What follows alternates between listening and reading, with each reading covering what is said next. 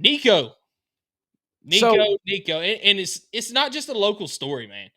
It is a national story, a worldly story, and you see the OHIO podcast tunes in, says, "Please do not apologize for this kid. Stand firm, Vols fans. The rest of college football stands with you." And I had multiple messages from some of our buddies from different podcasts, um, a lot of them SEC podcasts, just saying, "Man, how do we all feel about it?" And specifically asking me about it. And I said, "Dude, good riddance. Bye. See you later. We don't need anybody like that." And they said, "Completely agree, man." What are your thoughts, Skylar? so my initial thoughts, and I gotta really hold myself back here, but when the reports that I started hearing coming out like Wednesday night, Thursday morning about Nico shopping around, you know, my initial thoughts, not what I know now. My initial thoughts was like, sweep it under the rug. This is all complete bullcrap just to get everybody talking. You're Yeah, trying to get I had the clicks. same things. I'm like, you're trying to get clicks. Like, we've already gone through this process back in early January when he tried to pull this, and we all agreed on everything. Everything's fine. Nothing's gonna happen. Like, I hate that the story came up because I'm like, man, why would you do this? Because this just adds a little bit of maybe commotion within the team and whatnot. But I always trust Josh Heupel, so I'm like, whatever. Like, sweep it under the rug. These guys are trying to get their clicks. But then came out Friday that he missed practice. And at that point, it was true. And what made that hurt for me, at least, is on Thursday you have Nico's dad, Neek. I don't know if it's Iamaleava. I don't know what his dad's last name is. I don't think that's his Twitter handle. But Nick came on, his dad, basically saying, called the reporter that came out with it, Yeah, Nakos. he was calling Pete Nakos Pete of On Nakos. Three. He called him a female dog, like straight out. Yeah. And so with that being said, I'm like, okay, as a fan, I'm like, put all this behind, like we're all good here. And then on Friday, he misses practice, and that became an official holdout, basically, like the NFL. You're holding out to secure the bag. And at that point, I was kind of shook. I'm like, how is this? One, how is this happening? Yep. Two, why is his dad gaslighting the entire nation and just straight out lying about what's going on? And then at that point, I was kind of with you. I'm like, you know what? If they can come to an agreement, great. But the report that came out from Tennessee, where it said Tennessee ain't even going to blink an eye about this, I loved it. I loved it Yep. because I'm like, you're talking about a guy that literally had everything in his hands. Well, this guy, it was going to be a guarantee, barring injury, he was going to be the starting quarterback at Tennessee next year. There was going to be no quarterback controversy or anything. Dude, take that even a step further. This was his draft year, dog. Yeah. I mean, he's getting ready for pros. But like what I'm saying by everything in his hands is like, Tennessee went to bat for this kid as a high school recruit, gave him the bag as a recruit, ended up being a lawsuit and had to go battle for him to secure this type of bag for the first really big NIL deal ever. And then on top of that, he had the fans behind him. He came in as a 5-star, one of the best recruits that we've had, especially at the quarterback position, in quite some time. He won us over. And in his first season as a starter, as a redshirt freshman, takes us to the playoff. Now, I'm not going to say he took us to the playoff, but it doesn't matter. He was the quarterback of the team, and we got to the playoff. He's, in his first try, he beats Alabama and he beats Florida. And now you're coming back for year two, in which this is money year. I mean, you go out there and you prove your worth, not sit here and ask for more before you've really even earned it. And so my initial thoughts, man, is kind of I'm in total agreement with you. You're coming out, you talk about being humble, you talk about being grateful, but then you make a move like this, completely debunks everything that you stood about or stood for. Maybe you didn't even stand for that in the beginning. Maybe you wouldn't even have been in Tennessee if it wasn't for the NIL in the beginning. And that's why I love Josh Heupel's response. One, telling the team that we're moving on without Nico, basically going ahead and making the move, not sitting here waiting on it. He's putting the cards back in his hands, saying we're moving on without Nico. We're going to be just fine without Nico. And really, I hate it, because I don't know if all this is on Nico. I mean, at the end of the day, he's responsible, but I think he's getting some bad advice. He's a young kid, still trying to make it in life. I never discredit a kid for trying to make some money, especially in the college level when you're not guaranteed that next level. But he was making plenty. It's not like he was a kid making, $50,000, barely surviving without a job. No, I mean, this guy was making at the time on the plus side of $2 million a year. And he seen what Carson Beck was getting in Miami. And it turns out, all right, that he's been making these phone calls to the West Coast and other schools probably for a couple weeks now, trying to figure out what that market value is. And then I think he tried to really blindside Tennessee with it, saying, hey, let's up it. And that's where I think it's just so wrong on so many levels. But my initial thoughts were, sweep it on the rug, not a big deal. But then everything that's happened, I'm so proud of this coaching staff for getting out in front of it, talking to the team about it, and then ultimately making the decision that we don't need that in our locker room. And I couldn't agree more. Yeah, so I mean, you pretty much ran down everything that we know happened. Starting with Thursday night, that's when a report came out from Pete Nakos that it was a contract discussion going on. You mentioned that Nico's dad on Twitter came out and called him a female dog. Pretty much just dog walked him. Just talking down about him, like you said, gaslighting the entire university. Something else that I know for sure on Thursday night, I found this out. Nico was at the position group meeting on Thursday night. They had a dinner. Tacos. They had dinner and all that, had a meeting on Thursday night with their position groups. He was there. Nothing was ever said about anything going on there. And then Friday morning rolls around, he misses practice. And that's when everybody was really shook, including us. I was still kind of on the, okay, he's still Tennessee's quarterback until we know something else. And then you hear all the other reports start coming out, and I'm like, yeah, we don't need this. And my next thought after that was, okay, when is the university or when is Josh Heupel going to come out and make a statement? Tennessee has to make a statement at this point after Nico missed practice. Yeah. They did it early Saturday morning. Heupel met with the team, said exactly what you said, that they were moving on from Nico. We were going to be completely fine. And then made the statement at the press conference after the orange and white game saying, including myself, there is nobody at the university that is bigger than this university. And that leads me into the second talking point that I had here. Was this the correct decision? How's it not? Absolutely 100%. How's it not? Now, I'm never going to wish bad on a kid. Like, if he goes somewhere else and lights it up, I'm still going to say this was the correct decision. Yep. And I'm not going to sit here and say, man, I hope he goes to East Arkansas State, whatever, and be, and becomes nothing. Now, if that happens, that's a hard lesson that he's going to learn. And I think that's more than likely what's going to happen as far as the number that he's requesting. I don't know. There's a couple of schools I think are in the market, but it's just insane. I think, though, as far as how we handled it, I think it's the correct decision. I honestly wish it was a little quicker. I wish. I'm with you. I wish something would have come out Friday afternoon or Friday evening rather than Saturday morning. But ultimately, they still came out and made a decision on it before the orange and white game, which is what they needed to do. No, 100%. Now, I'm not going to be that guy that sit here and says, wow, I have so much respect for Dan Lanning for letting us know, allegedly.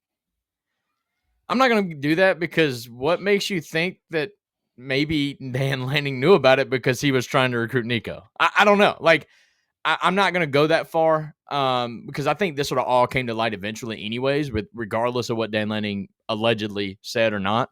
But I think 100% this is the correct decision. I think this is where I trust Josh Heupel even more because for him to make a decision like that, he believes in his own recruiting.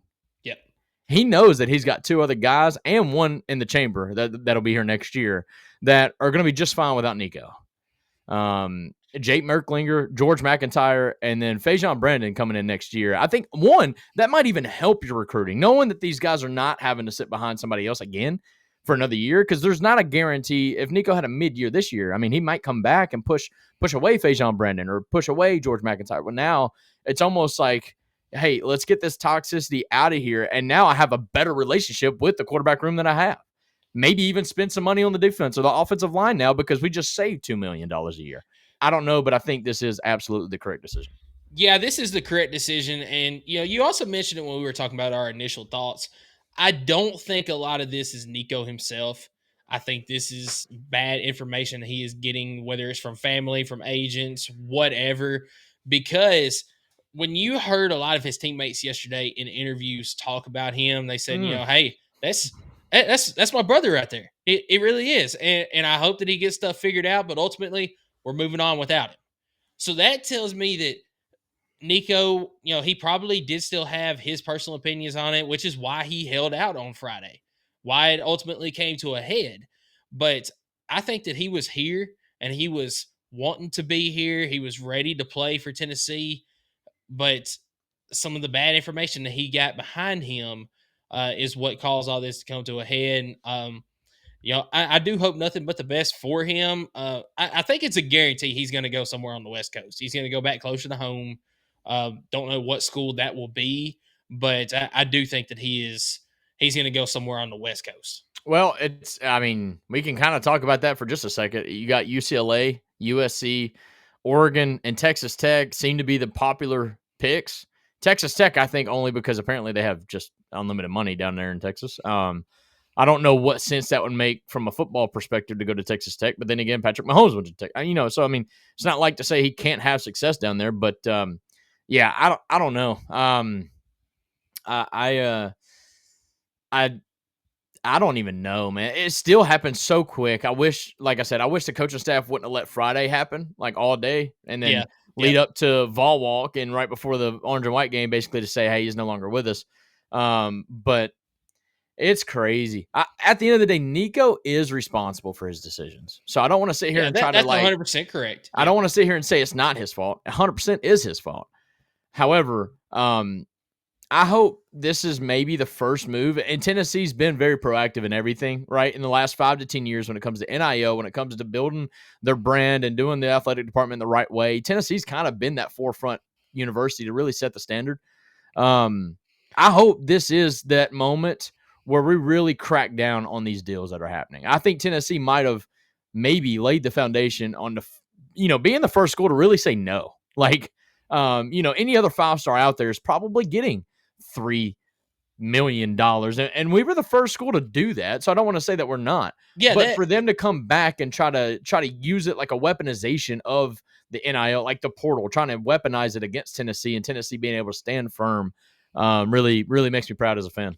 Yeah, so that's the thing. Nico's been on all side of this with the university. Back when he was being recruited to Tennessee, you had the whole lawsuit happen because of you're not supposed to be offering NIL to high school athletes. You can't sign with a collective, anything like that. So Tennessee went to court about it, battled it, and won. So Tennessee set the precedent for that right there.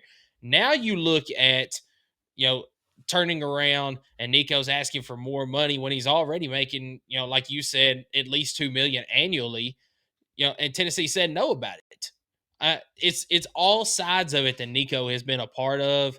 And I do think that Tennessee has done a great thing by turning that down, Yeah. saying that, if you're not going to be all in for the university, then we're not going to have you here. And I think that's going to help other universities say no as well if it comes to a situation like that. And they kind of, and I know it was a totally different situation, but it was kind of a situation like that with Jaden Rashada at Florida. I mean, ultimately it was, he was promised something that he was never going to get, but it's similar in a way as far as, NIL being big factors with all this. I But do want to say Josh Heupel didn't cut Nico because he asked for more money. correct. It was That like when I want to make it very clear. The reason why Nico's no longer on the team is because he thought he was bigger than the team by missing practice on Friday about this. yes. Nico, and I don't want any other player to get scared that they can't ask for money because that's not the case. And you see it all the time. I mean, Dylan Sampson done it. Ricky Gibson did it. Like, there's a right way to go about this. Nico did not do anything the right way in the last 72 to whatever hours, the last 3 or 4 days. Nico Yeah. probably did every wrong move that you could possibly make right before the orange and white game, right before the portal opens, and ultimately right before I would consider his pro season. Like, I mean, this season he should be running for the draft, and he very much squandered not just his ability, because Tennessee, in my opinion, was one of the better schools to be at to really put himself in a high, projection draft, whatever. But also as a person, NFL is going to see this. They're going to know this story and what happened, and they're not going to want that either. Now, NFL is a little different because it really is about contracts, but that's the thing. It's about contracts, not name, image, and likeness and whatnot. But at the end of the day, this is 100% the correct decision. But to your point about the contracts, how many players have we seen in the NFL that have held out for contracts? Namely, somebody like Le'Veon Bell that they hold out for it, and all it does is hurt the team, and then ultimately hurts the player's image, and then hurts their productivity down the line just because of some of the backlash from it. I mean, that's just one of many people Odell that have held out. Beckham, Yeah, Odell Antonio Beckham is one. Brown. Yeah, Yeah, you could go down the list there. You're 100% right. Now, NFL the only teams are gonna see things this, I'll it's say gonna is hurt different. draft stuff. I was going to say the only thing that I'll say is different in that is those players are proven. I mean, they were 4, 5, 6, 7 year, into the league before they're doing moves like that. Not 1 year as a starter and thought he really did something when 11 of his 19 touchdowns came against Chattanooga, Kent State, and maybe NC State. I don't know. There was another gimme game where 11 of his 19 touchdowns. Vanderbilt. Was it Vanderbilt? Yeah, he had 4 in that game. No, I don't think that's what I'm talking about. Then Vanderbilt's a SEC game. There was 3, I think, non-conference games. So he got 11 of his 19. Chattanooga, Kent State, and probably UTSA. Okay, or UTEP, one of those. Maybe UTEP. The 4. Okay, so that even furthers my point. Against Florida, Georgia, and Alabama, he only had 1 touchdown, and that was the one against Alabama, right? The game winner. Yep. Yes. So I mean, you were mid, say the least. You were very much mid in the SEC. I think he literally ranked 7th as a QBR. Where I don't know if that's the rating or whatnot, but I think he was the 7th best. I mean, you see all the charts coming out. You talk about talking season, and they're top 5 quarterbacks in the SEC. You're talking about a kid that just went to the playoff, and he's not even in the top 5 of everybody's ranking. Yeah, exactly. Like nowhere, and it's valid. And I'm not saying this to crap on him, because I do think his year 2 jump, I've been so excited about it. I'm like, look at what Hendon did from year 1 to year 2. Yep. And could you imagine what Nico's going to do? And he crapped the bed before we could even get to see it. Yeah. So before we get to our 3rd and our 4th talking points, I do have a couple of comments. So Tennessee Football 247 joins in. I said it's great to be a Tennessee Vol, and then F Nico. I mean, he. What else? I'm not going to go and say all that. I'm disappointed, but I'm never. I mean, he didn't do anything to me and my family. He's trying to make a business decision to better himself, and I think he got a little greedy and a little ungrateful to realize that there's adults out here working their tails off for $50,000 a year, if that. Mm-hmm. And could you imagine if you went to your boss and demanded double? Yeah, it's not going to go. I for mean, you. I know it's a little different, but it's not. It's basically the same thing. And I don't know. I can't imagine it. Ohio podcast, the OHIO podcast says, if all that is true, all I can say is thank you, Tennessee. Man, we have not speculated one thing we've said on the show. So I can confirm that everything we said is true, 100%. Yeah, the only thing that we have said, and we have also put in there, it's speculation, is the whole Dan Lanning coming to allegedly. Allegedly reaching out to Josh Heupel. But everything else that we have said is completely true. We weren't going to come on here and say anything that wasn't true. No, I ain't got no skin in the game. Like, I'm just a fan. Yeah, exactly.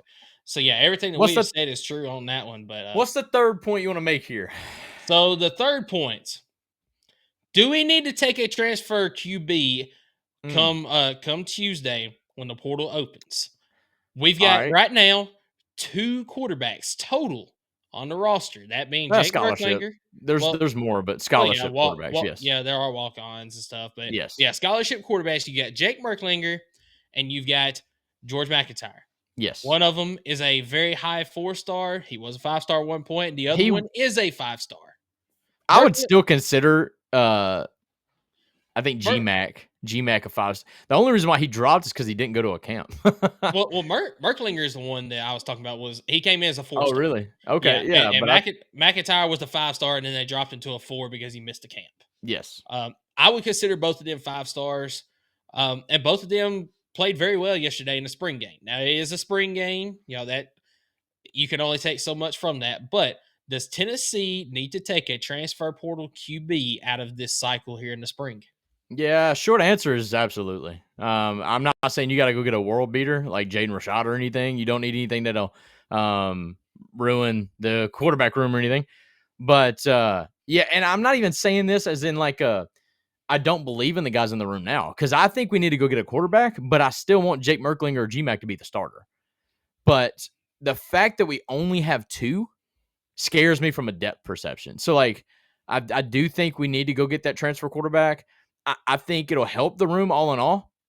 As far as, I mean, more competition is never going to hurt because it's going to better them in the long run. Because, like, let's just take it from so Jake Merklinger right now, front and center, really believes he's that guy. Well, how is that going to develop? Now, there's 2 sides of it. One, he can be like, oh, shoot, I'm the guy. Let's go. I need to lock in. Or he can be like, wow, I'm the guy. That wasn't hard. I don't have to do that much. There's 2 sides of it. I think you go get a transfer quarterback, have at least 3 in the room. I think you need 3 in the room because we've seen in almost every season, we've had to have that second guy come in meaningful playtime. Hendon Hooker going down. Joe Milton had to take over. Joe Milton got hurt. Nico had to come in. And then last year, Nico got hurt. And, Gas Pipe had to play the entire second half of, was it Mississippi State? I can't remember the game. So I think that's right. Yeah. I think it's very important that I would rather have a transfer quarterback for another reason I haven't even mentioned. I want GMAC to redshirt. I think he should have that opportunity if that's what they want and that's what they intended. And I think that is what they intended for him. And that is completely out the window, in my opinion, if he's the backup quarterback. But that's where I lay my thoughts. Yeah, so I've got 2 sides of this. I do think that they need to take a transfer quarterback, but they need to be very clear with whoever it is that they take. You will have a shot to compete for a starting role, but you're not coming in as a starter. I've got 2 very talented quarterbacks sitting right here that can come in and they can start day one. But yeah, I need this depth piece here just in case there is an injury to one of these guys. But like I said, you can absolutely come in and compete for this starting role.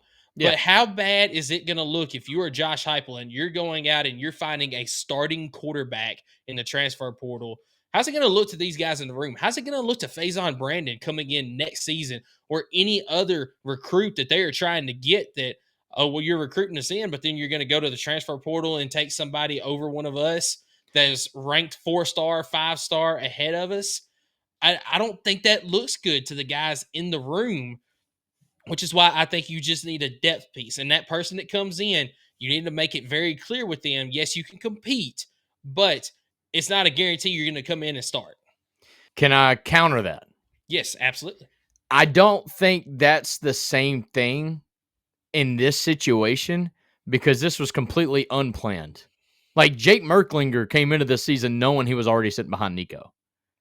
Yeah. And with everything that's transpired, obviously that's changed. But it's not like Josh Heupel planned this out and then kind of contradicted him own self. Kind of like I would say Lane Kiffin's done. Remember when Lane Kiffin brought in like 3 freaking quarterbacks 2 years ago? Yeah. From like, yeah, that's to me a little different. And I do think that causes harm in the quarterback room. I think in this situation, though, you got to be calculated in who you're getting, but you got to be open and honest, which I know our coaching staff has been to all the quarterbacks in the room, saying, hey, I need a guy because we just lost a guy, but all 3 are getting a fair and equal opportunity in the fall and summer camp. Prove it to me. Who's going to step up and be that guy?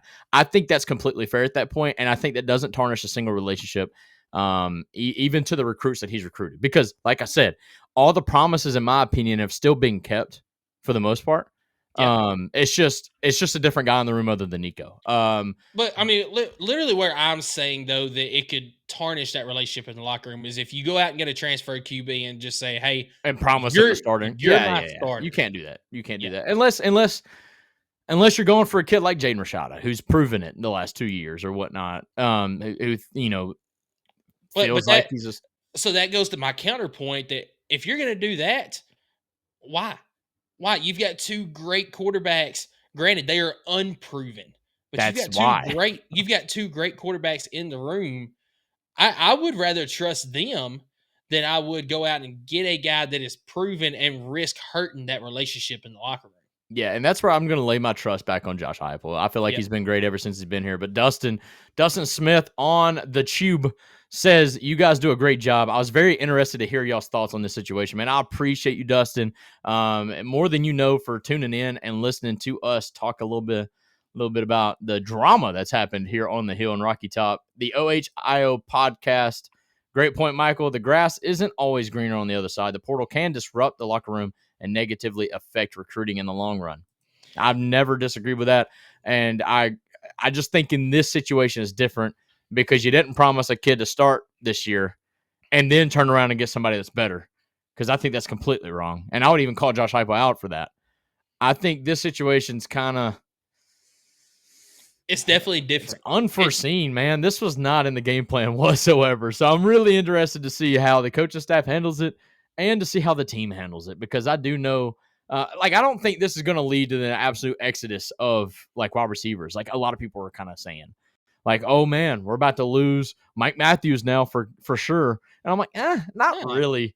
I don't think that's going to be the case. I think we'll be okay there. Now we might lose a piece or two, but I don't think it's just going to be mass exodus. I don't think Nico did that well in recruiting for that to be an issue. Because if we have guys leave at this point, I believe it's going to be some of those that here in the spring game they saw that, hey, we're a little bit further down in the rotation than we want to. Let me see if there's something better for me out there somewhere else. We're not going to lose. We're not going to lose a Mike Matthews, a Chris Brazel. Yeah. We'll probably lose the secondary player that's probably a junior or senior and realizing he's not going to get to play and his career is almost over.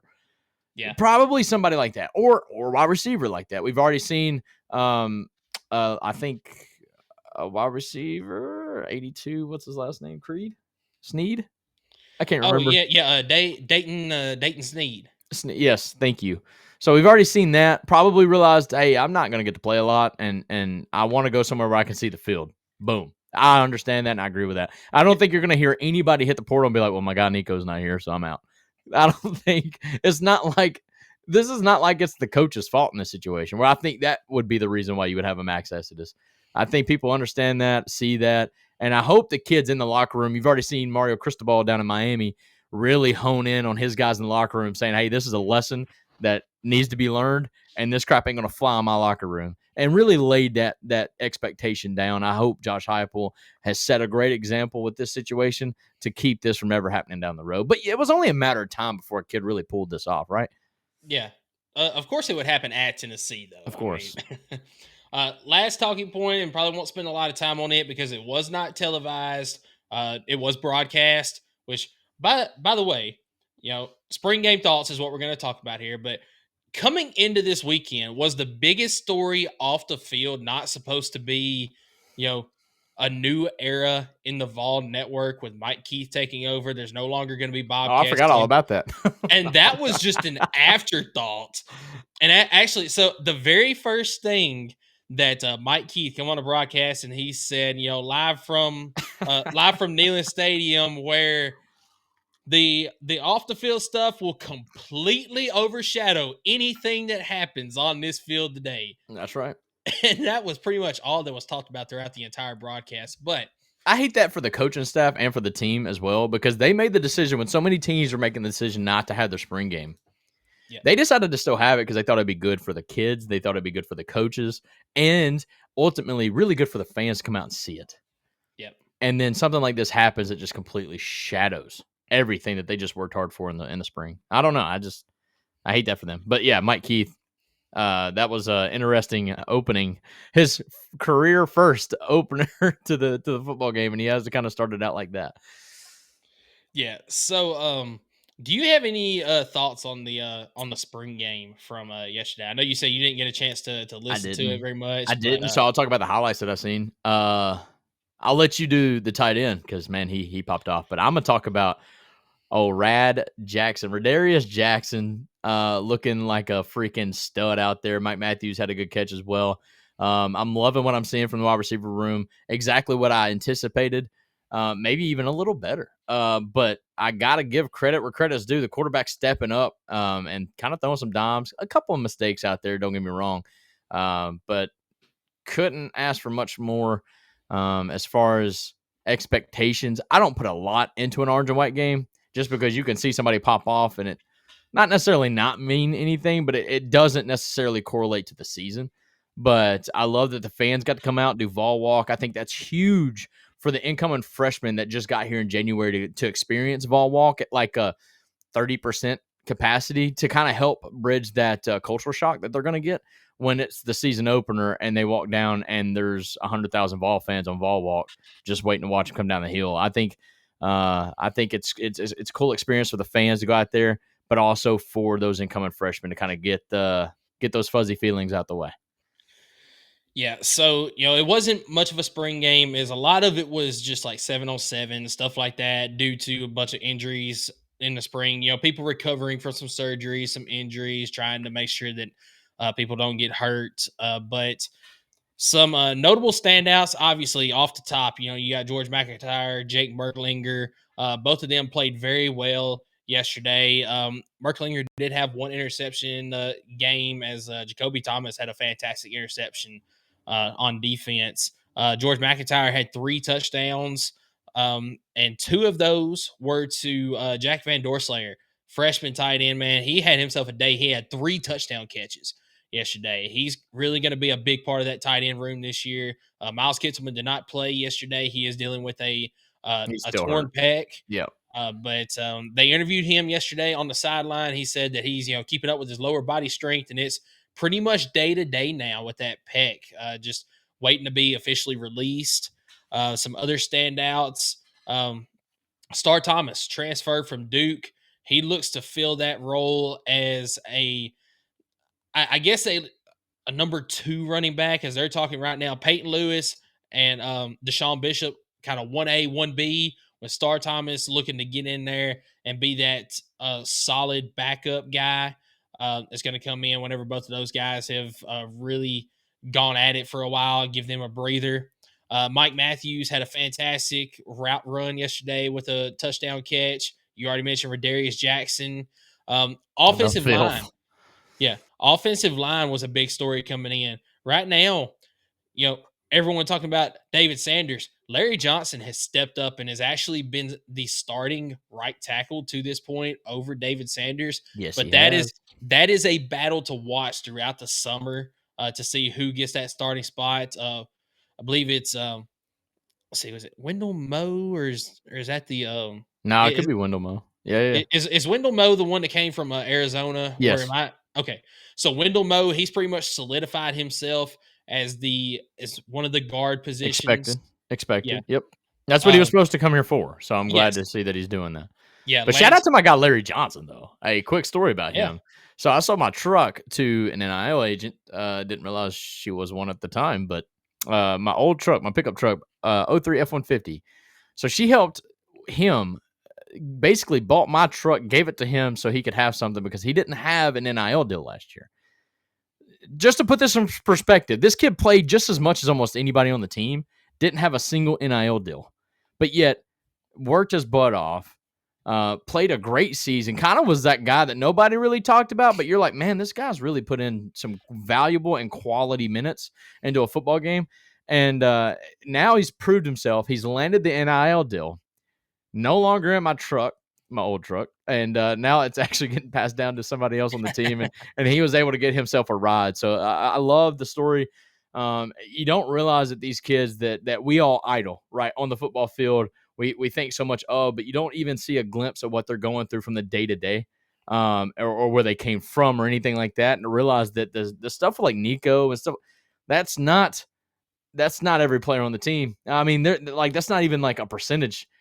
There's so many kids that play for the T still, even in the age of NIL, that we don't talk about because it doesn't move the needle for a lot of people that just want to, get those clicks. And I love I love the story of one Larry Johnson.